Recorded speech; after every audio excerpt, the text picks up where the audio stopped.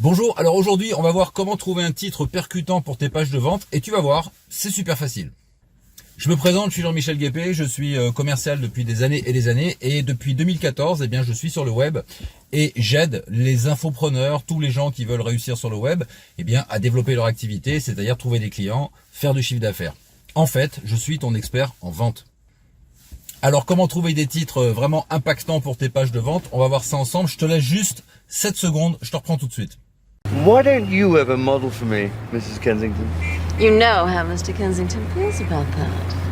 Oh, behave. Yeah. Yeah, baby. Yeah. Voilà, abonne-toi à la chaîne, abonne-toi comme je le dis toujours. Et puis surtout, t'oublie pas d'activer la cloche pour les notifications. Tu sais que c'est ça qui te permet de recevoir les vidéos en direct. Alors comment est-ce que tu peux faire pour trouver des titres percutants pour tes pages de vente? C'est vraiment important parce que tu vois, c'est aussi important que le titre d'un email. Par exemple, quand on fait un email et qu'on envoie ça à sa liste, eh bien, si le titre il est pas bon, les gens ne vont pas l'ouvrir, donc ils vont pas lire l'email, ils vont pas cliquer et voilà. Et donc ça sert à rien, tu vois.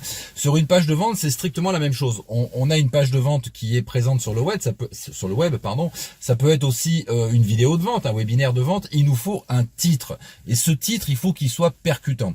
Alors tu vas entendre un peu partout, il faut parler du bénéfice principal, il faut mettre en avant sa promesse principal, il faut mettre le premier bénéfice que le client va avoir en achetant ton produit, etc. Bon, tout ça c'est juste, tu vois, il n'y a pas de problème.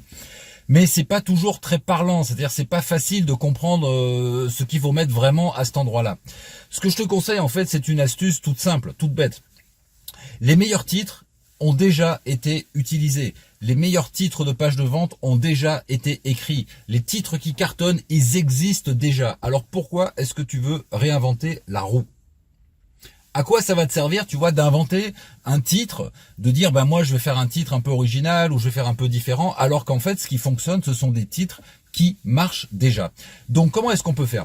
Alors, bien sûr, tu peux te former au copywriting, c'est-à-dire acheter des bouquins, acheter des formations, et puis tu verras, à un moment donné, on va t'expliquer comment faire un titre, comment faire un titre, pourquoi, comment faire un titre avec un bénéfice principal sans la frustration, un titre avec l'aspiration sans ceci, enfin, tu vois, tout ça, c'est déjà, tu peux trouver plein d'éléments qui vont te permettre de te renseigner là-dessus et de faire des titres. Mais c'est pas la technique que je te propose aujourd'hui. Aujourd'hui, je te propose un truc tout simple. Quand tu vas sur une page de vente, parce que tous, autant que nous sommes, nous allons toujours de toute façon plus ou moins sur une page de vente. On est toujours amené à cliquer quelque part et on arrive sur une page de vente. Sur Internet, mais ça peut être aussi d'ailleurs une lettre que tu reçois, une lettre de vente. Ça peut être une invitation que tu vois passer par exemple sur Facebook en ce qui concerne un webinaire. Bon bref, à un moment donné, tu cliques et tu arrives sur la page qui est une page de vente ou d'inscription, etc. Et là, il y a un titre. Et si tu continues à lire, si tu trouves que la page est bien faite et que tu lis, ne serait-ce que parce que ça t'intéresse ou parce que tu veux voir un petit peu comment ça se passe, eh bien ce titre, tu le prends, tu le copies. Tu prends le titre, tu le copies et tu le mets dans un dossier. Tu prends le titre, tu le copies, tu le mets dans un dossier.